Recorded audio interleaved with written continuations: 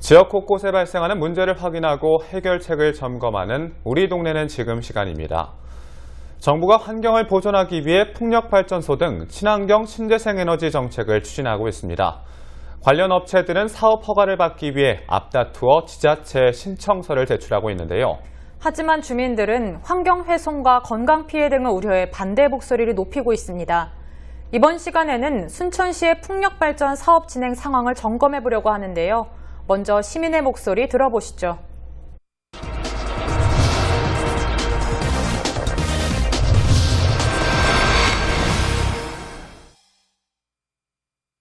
우리 마을을 비롯해서 순천시에 풍력발전 시설이 들어온다고 하는데 주민들은 환경이나 건강 피해를 우려하고 있습니다.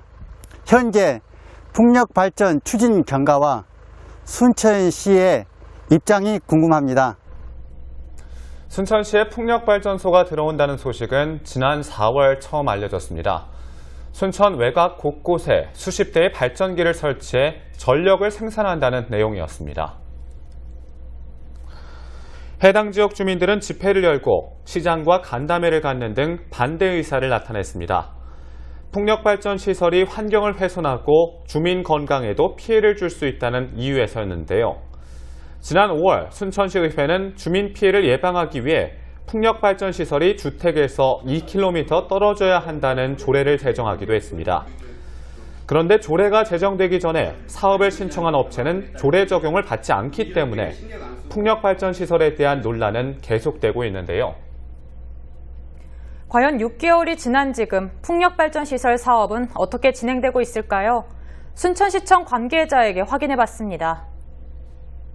전체적으로 한 7개 업체가 지금 발전 허가를 받고 있는데 한 200메가와트 정도 순천시를 지금 둘러싸고 있는 지역, 승주, 월등, 형전, 그리고 주암, 별량, 송광 이런 쪽으로 지금 신청이 되어 있는 걸로 알고 있습니다.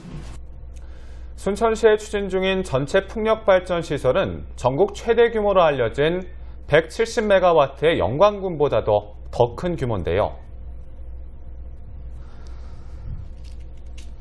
순천시는 신청업체 가운데 토지 사용 승낙서를 비롯해 산사태 대비, 도로 사용 등 준비가 미흡한 A업체에 대해 최종 반려 처분했습니다. 그런데 A업체가 결정을 받아들일 수 없다며 행정심판과 행정소송을 제기해 관심이 모아지고 있습니다. 서리 보완이 안 되면은 저희들이 이제 반려를 하게 되는데요. 개발업체 측에서는 본인들은 서류 보완이 다 됐다라고 했는데 서류를 저희들이 반려를 했기 때문에 그 이유로 인해서 행정 심판을 제기하는 것 같습니다. 행정 심판은 통상적으로 처분이 있는 날부터 90일 이내에 제기하도록 되어 있습니다. 전남도청이 진행하는 행정심판의 결과는 다음 달 안에 나올 예정이며 행정소송은 광주지방법원에서 맡았는데 결과가 나오기까지는 상당한 시일이 걸릴 것으로 보입니다. 6개월 넘게 끌어온 순천시 풍력발전 논란은 결국 법적 판단으로 판가름 날 전망인데요. 순천시는 지난해 유네스코 생물권 보존지역과 람사르 습지 도시로 지정돼 개발에 대한 부담을 안고 있습니다. 순천시는 또 주민들이 우려하는 만큼 적극적으로 업체 소송에 대비한다는 입장입니다.